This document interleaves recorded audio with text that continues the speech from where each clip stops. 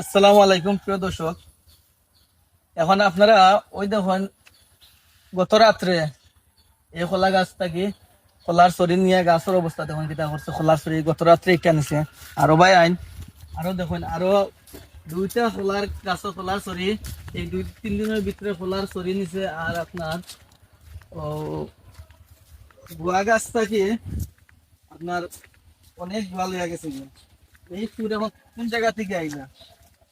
এখন বর্তমানে এই চুরগুলা হইতে যাইলাই, ওরা কিন্তু এই চুর আমরা এই এলাকাতে আসিল না, অনেক সময় আমরা দেখছি না, কিন্তু বর্তমানে ইদানিং খুব বেশি চুরের আবির্ভাব হয়েছে।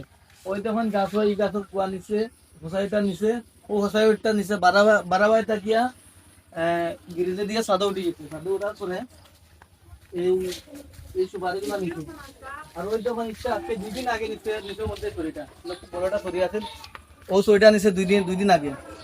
আর ও হোসাইটে আমরা বাড়ির হোসাইটে আর ওটা সরি, ও 3টা সরি নিছে, ও 3-4 দিনের ব্যবধানে 3টা সরি।